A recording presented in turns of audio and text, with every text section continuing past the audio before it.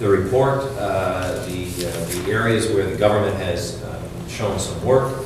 There are some big areas left for them to tackle, and by their own time frame, they said they'd tackle it within 6 months, and we're here to ensure that they remain true to that those undertakings that they made to New Brunswickers.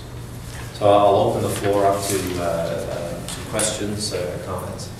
Tom, is there a sort of global statement that you could make about this government? What is, when the president made the State of the Union, he says the state is strong or weak or whatever. What is the state of this government in terms of public participation? Is it better? Is there an improvement from what you've seen? I'd like you to give me something more specific on the global. Yeah, I think they're talking the talk and have talked the talk throughout the election campaign and in their submissions to our coalition in the 4 months leading to the election. We had an appreciation that there would be a startup, a learning curve for them. There are some positive indicators. I think the tour that the finance minister is on right now with respect to the budget and the economy.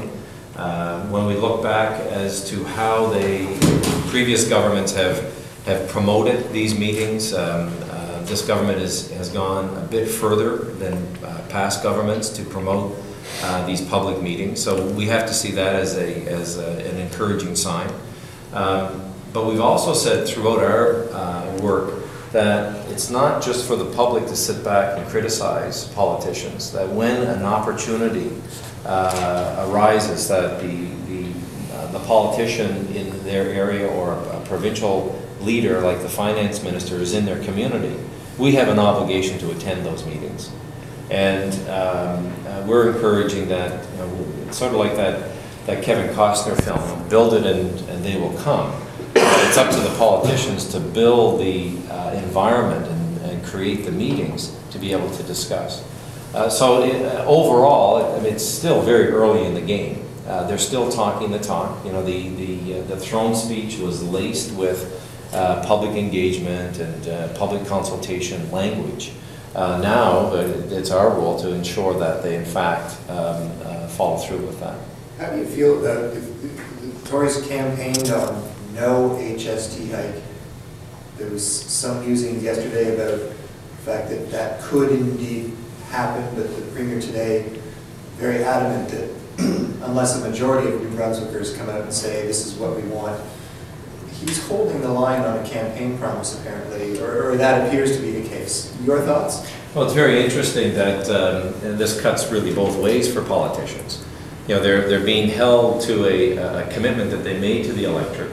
And as we found in the past, in recent examples, that if the government is going to change their position on a particular position, then they've got to come back to the public in some form. And we're waiting to see how they're going to do that. If the HST is the example, we know they have an online survey or questionnaire that is, they're telling us that, in fact, there's more New Brunswickers engaging in that than in the past.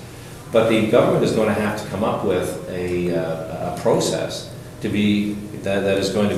that'll pass the smell test in New Brunswick if they are going to change their position on a pre-election promise.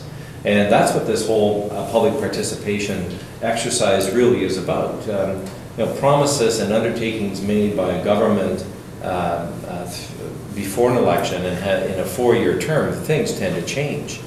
But what doesn't change or shouldn't change is the relationship with the public. And something as significant as introducing an increase to the HST, we believe they've got to vet that through some sort of public process and one that is genuine and real.